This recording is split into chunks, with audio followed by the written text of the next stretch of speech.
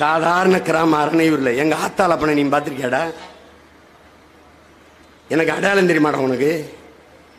என்ன யாருன்னு தெரியுமாடா? ஓட்ட டவுசர், ஒரே ஒரு டவுசரா, ஒரே ஒரு டவுசர்.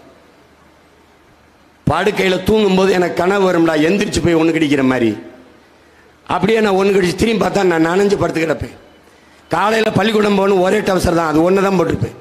அவசர அவசரமாக துவைச்சி தங்கச்சி அம்மா கூழ் கண்டிகிட்டு இருக்கும்போது இந்த அடுப்பில் ஈரத்தை அப்படி பிடிச்சிக்கிட்டு பாதின்னு இந்த இது போன ஈரத்தோட டவுசர் மாட்டி பள்ளிக்கூடம் போன மகன்டான் நான். நீ என்னமா பேசிட்டு இருக்கிற? காலில் செருப்பு இல்லாமல் +2 வரைக்கும் படிக்க பண்ணுவோம்டா, காலில் செருப்பு இல்லாமல். இவங்க எல்லாம் பேசிட்டுப்பான் பெரிய மாதிரி. ஏன்? வறுமையில் ஏழ்மையில் பிறந்த மகன், அதனால பசி எனக்கு தெரியும், எப்படி இதை சரி பண்ணணும்னு தெரியும், எப்படி சரி பண்ணணும்னு தெரியும். அப்படி இருந்த ஒரு மகன் நான். எல்லா பயலையும் பயங்காட்டி நிறுத்திருக்கேன்னா காரணம் என்ன? பயப்படுறான்.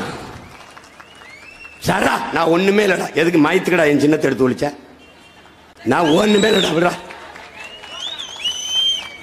ஏன்னா ஊரே கூடி ஒத்த வீட்டுக்காரனுக்கு பயந்தா அப்படிடா இருக்கு. எப்படி இருக்கு? ஒரு ஓரத்தில் கம்மா கரையில் ஒரு வீடு கட்டி தனியா நான் வாழ்ந்துகிட்டு இருக்கும்போது நீங்க ஊரே சேர்ந்து பயப்படுறீங்கள? ஏன் எப்படி இருக்கு? ஏன்? வீரன்டா, வீரனுடைய மகன்டா நான். நீ நீ என்னடா நீ? எங்க பரம்பரையே பயப்படுறது கிடையாதுடா. சண்டைக்கு போனா செத்துருவோம்னு தெரியும். சமரசம் பண்ணா ஆட்சியை காப்பாத்திட்டு கப்பம் கட்டிக்கிட்டு ராஜா மாதிரி வாழ்ந்திருக்கலாம். என் முன்னோர்கள் வெள்ளக்காரனுக்கு கப்பத்தை கட்டி வாழ்ந்திருக்கலாம். சண்டைக்கு போனால் சாவோம் தெரியும்டா. ஆனா ஒரு முடிவெடுக்கிறான் பாரு, மான தமிழனுக்கு மரணத்தை விட மானமே பெரிதுன்னு. ஓடா வேல் வேல் வெற்றி வேல் வீரவேல்னு பீரங்கி குண்டுக்கு நெஞ்ச காட்டி சத்தரம் பரம்பரையில் வந்தவன்டா. பிச்சைக்கார பிக்காளி நீ போட அதிகபட்சமே மயிரனை தூக்கி ஜெயில போடுவியாடா. என் பங்காளி வடிவேல் சொல்ற மாதிரி சிறை பறவைடா. நாங்க ஜெயில் கட்டினது எனக்கு தான், ஜெயில் கட்டினது எனக்கு தான் தம்பி. நான் கட்சி ஆரம்பிச்சு ஜெயிலுக்கு போனோம்ல, ஜெயில இருந்து வந்து தான் கட்சி ஆரம்பிச்சேன்.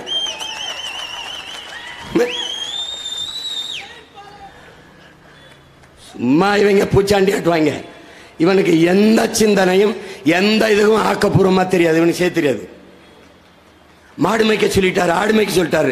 விருப்பம் இருந்தாவா, நீ எல்லாரும் டாக்டரா போ, எல்லாரும் IAS IPS போ. சோறு எங்கிருந்து வரும்? நான் விளைவிச்சு கொடுத்தா தான் வரும். அதை சொல்றதுக்கு தான் 16 டாக்டர்ஸுக்கு சீட்டு கொடுத்துருக்கு. தம்பி நீ எல்லாம் படிச்சிருக்கல தம்பி. சந்திர மண்டலத்துக்கு சந்திராயனுக்கு ராக்கெட் விட்ட விஞ்ஞானிக்கு சாப்பாடு எங்க அப்பா விவசாயி தான் அனுப்பணும் ராஜா. இதான் ராஜா கோட்பாடு. It's truth. அதை எந்த மயிராண்டியும் மறுக்க முடியாது. இதான் கதை. நீ சாப்பிட்டு வரல வேலை, சாப்பிட்டு போய்த்தான் வேலை. கையிலே 10G 11G கஞ்சி விவசாயி தான் ஊத்தணும். ஃப்ரெஷ் காய்கறி, ஃப்ரெஷ் ஃப்ரூட்ஸ், ஃப்ரெஷ் எல்லாம் அங்கே ஃப்ரெஷ். அந்த ஃப்ரெஷ்ஷுக்கு அங்கே ஒருத்தர் வெம்பாடுபட்டு உழுது விளைச்சி விளைய வச்சு ரத்தம் வேர்வையா உருகி ஓட உடம்பெல்லாம் உப்பு பிடிக்க, காலெல்லாம் பெருவெடுப்பு வெடிக்க, கண்ணு மொழி பிதுங்க, கண்ணச்சதை தொங்க, வெம்பாடுபட்டு பனியில நனைஞ்சு மழையில நனைஞ்சு வெயில்ல காஞ்சு விளைய வச்சு கொண்டாந்து கொடுத்தால்தான் உனக்கு இனிப்பான கரும்பு, சர்க்கரை, சாப்பாடு, முட்டை, பால், நெய், வெண்ணெய் எல்லா கர்மமா அவன் கொடுத்தாத்தான். நீ எழுதி வச்சுக்க, ஆட்சியில ஆசிரிய பெருமக்களுக்கும் வேளாண் பெருங்குடி மக்களுக்கு தான் மதிப்பு அதிகமா இருக்கும். நீ எழுதி வச்சுக்க, நீ எழுதி வச்சுக்க. என்னையா இருந்தாலும் இப்படி சொல்லிட்டு போறான். விவசாயம் படிக்க வேண்டியதுடா, நம்ம வாழ்க்கை முறைடா. பைத்தகர வாழ்க்கை முறை. விவசாயம் ஒரு தொழில் அல்ல, அது நம் பண்பாடு, நம் வாழ்க்கை முறை, அது நம் மரபு.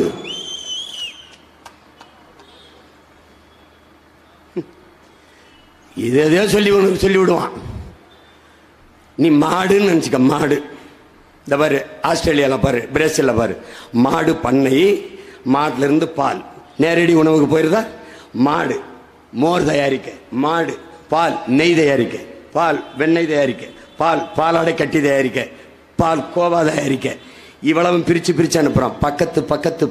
பக்கத்துல தொழிற்சாலை எல்லாம் 6.5 கிலோமீட்டர் 10 கிலோமீட்டருக்குள்ள இங்கிருந்து. மாட்டு கழிவு 100 ஏக்கர்ல குப்பை கிடங்கு. மாட்டு கழிவு சாணத்தை எடுக்கிறான். அதே மாதிரி ஆட்டு பண்ணை ஆட்டு சாணத்தை எடுக்கிறான். ஆட்டு பால், ஆட்டு பண்ணை இங்கிருந்து எடுக்கிறோம். எல்லாத்தையும் எடுத்து வேக்கம் கிளீனர், குப்பையை உங்கள் வீட்டில் உறிஞ்சதில்ல, ஷக் ஷக் ஷக் அப்படி சாணியத்தை கொண்டு வச்சுன்னா உறிஞ்சிரும். எடுத்து அப்படியே ட்ரக்கில் கொட்டணும். இதுக்கு படித்தவன் தேவையில்லை. ஒரு 10th +2 என்னவெல்லாம் படிச்சுக்க. நீ தான் இன்ஜினியரிங் படிச்சுட்டு வாட்ச்மேன் வேலைக்கு 400 இன்டர்வியூ நிற்கிறாங்க. ஏண்டா எம்எஸ்சி எம்ஃபில் எம்ஏ படிச்சுட்டு எம்பிஏ படிச்சுட்டு போய் டாஸ்மார்க்கில் சரக்கு ஊற்றி கொடுத்துக்க, சாராயம் ஊற்றி கொடுக்குறத விட அது கேவலமாகி போயிடுச்சு. வந்து கொண்டு போய் குப்பை கடங்களை கொட்டிடுறேன், குப்பையாக்குறேன், மக்க வைக்கிறேன்.